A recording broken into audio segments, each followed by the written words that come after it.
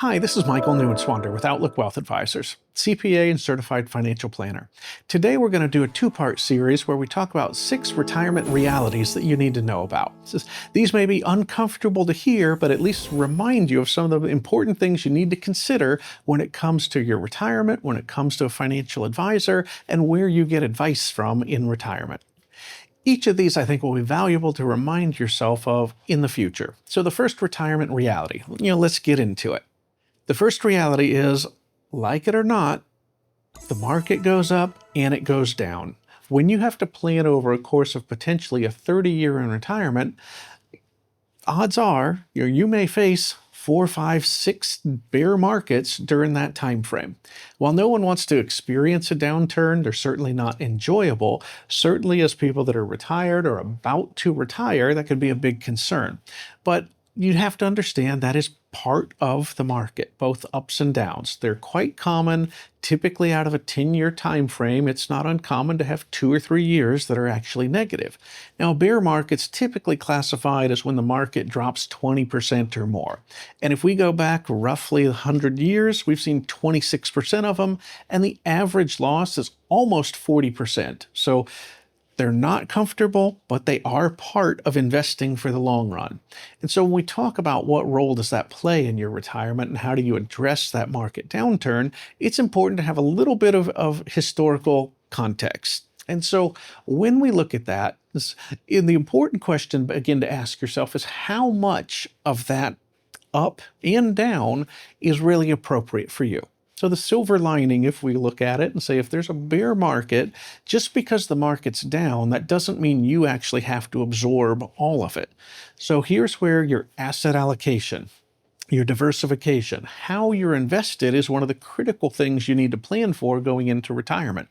And this is one of those areas where certainly financial advisors can help, but also, one of the uncomfortable realities, financial advisors are not fortune tellers. They can't see the future. They can't predict exactly what the market's going to do. And quite honestly, anybody who runs around screaming that they can predict what the market's going to do, that should be more of a red flag than a sign of confidence. So when you think about planning for your retirement, and whether you've got your $1 million or your several $100,000 as you're on that doorstep and beginning to say, how do you put these pieces together? It's really understanding what kind of rate of return do you need to make it work in retirement, as well as what kind of risk can you sustain. And when we walk through that kind of analysis with clients, it's often a discussion of there could be 2 types of risk or 2 levels that can be measured.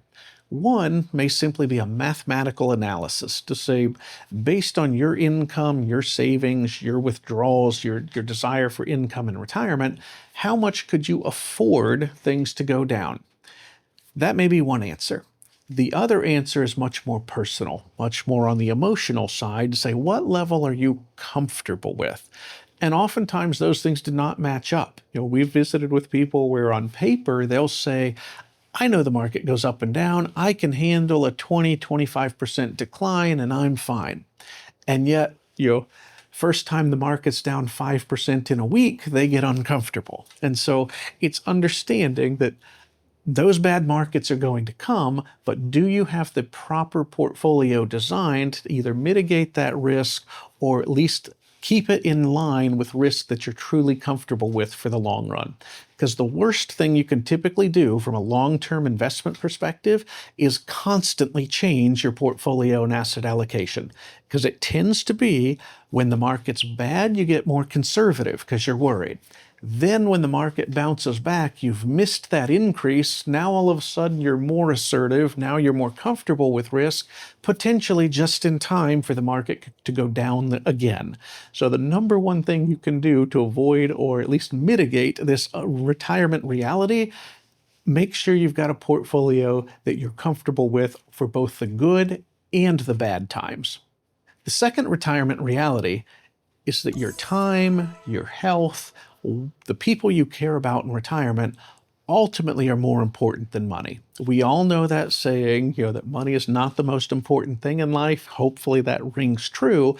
And certainly when we have health challenges, you have things that remind us that we're all human. That hits home and we understand that money is not the most important thing. Now, you certainly have to have money to be able to enjoy some in retirement, but there's also a point where you look and say, does earning another 5%, does growing my account another, 10,000, 100,000, does that ultimately change your lifestyle? And for most people, there's a point where it says it really doesn't. The things that are most important to me, whether that be family, health, being able to involve in charities, organizations you care deeply about, ultimately you should look at your retirement and not simply as your account as a scorecard, if you will, but does it allow you to do the things that are most important to you? And the best way to get the most out of retirement is to treat your investments, treat your money as a tool, not simply as I'm growing an account for account's sake, but what does that actually mean and allow you to do? For some of the people we worked with, we've had the pleasure of being able to tell them, if spending time with family and kids and grandkids is what's most important to you, when you're young and early enough in retirement, you can be active and do it. If that involves you having to pay the majority for a family vacation so that everybody can go, that's what the money is really for. And those are the kind of memories that give them lifelong, memories, lifelong enjoyment that they can remember and ultimately take with them, much more so than just having a little bit more money in the account. So uncomfortable truth number 2 is simply that recognition that money is not the most important thing, but you need to make sure you do have a plan for money and your retirement, because not having money can certainly cause problems. Having a little more money generally doesn't change your overall retirement or your plan or goals in life. So let's jump into retirement reality number 3. It says, there are no guarantees in retirement. While certain investments certainly can hold a guarantee, there's no guarantee that just because we have a projection that says you may live to 85 or you may have a plan that lives till 90, unfortunately, that may not be what actually happens. Or in many people's cases prior to retirement, says, I have a plan, I'm going to work another 5 years.